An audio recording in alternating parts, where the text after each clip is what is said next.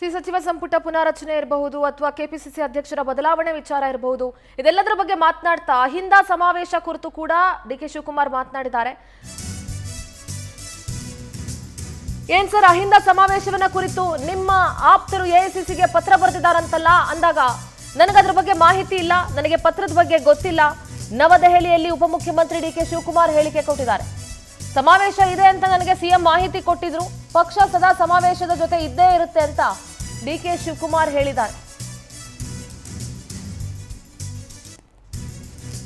ಅಹಿಂದ ಸಮಾವೇಶದ ಕುರಿತು ಎಐಸಿಸಿಗೆ ಪತ್ರ ಹೋಗಿರೋದು ನನಗೆ ಗೊತ್ತಿಲ್ಲ, ನನ್ನ ಗಮನದಲ್ಲಿಲ್ಲ, ನಾನು ಅದ್ರ ಬಗ್ಗೆ ರಿಯಾಕ್ಟ್ ಮಾಡಲ್ಲ. ಪಕ್ಷ ಸಮಾವೇಶ ಅನ್ನುವಂಥ ವಿಚಾರ ಬಂದಾಗ ಜೊತೆಗಿದ್ದೇ ಇರುತ್ತೆ ಅಂತ ಮಾತನಾಡಿದ್ದಾರೆ. ನನಗೆ ಅದು ಮಾಹಿತಿ ಇಲ್ಲ, ನನಗೇನ್ ಗೊತ್ತಿಲ್ಲ.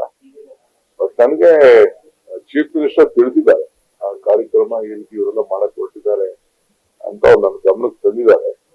ಮಿಕ್ಕಿದ್ ನಾನು ಇರ್ಲಿಲ್ಲ, ನಾನು ಅವರು ಭೇಟಿ ಮಾಡಿ 3-4 ದಿನ ಆಯ್ತು. ನಾನು ಬಂದೆ ಇಲ್ಲಿ 3 ದಿನ ಆಯ್ತು. ತಮಗೆ ಗೊತ್ತಿದೆಯಲ್ಲ, ಪಾರ್ಟಿ ಯಾವತ್ತೂ ಪ್ರೆಸೆನ್ಸ್ ಇದೆ ಅಂತ. ಈಗ ಎಲ್ಲರೂ ಕಾತರದಿಂದ ಕಾಯ್ತಾ ಇರೋದೇನು ಅಂತಂದ್ರೆ ಸಂಪುಟ ವಿಸ್ತರಣೆ ಅಂತ ಸಂದರ್ಭ ಹುಡ್ಕೋ ಹಾಗೆ ಇಲ್ವಲ್ಲ, ಒಂದೇ ಒಂದು ವೇಕೆನ್ಸಿ ಇದೆ ಅಷ್ಟೇ. ಅದನ್ನು ತುಂಬಾ ಅಂತ ಇನ್ನ ಚರ್ಚೆ ಇರೋದು. ನನಗೆ ಅದು ಮಾಹಿತಿ ಇಲ್ಲ, ನನಗೇನ್ ಗೊತ್ತಿಲ್ಲ.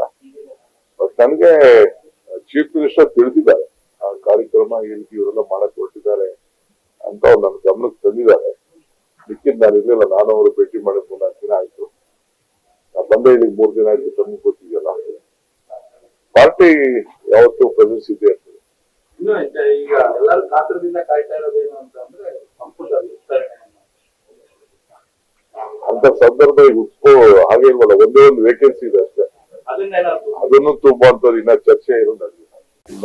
ನನಗೆ ಅದು ಮಾಹಿತಿ ಇಲ್ಲ, ನನಗೇನ್ ಗೊತ್ತಿಲ್ಲ.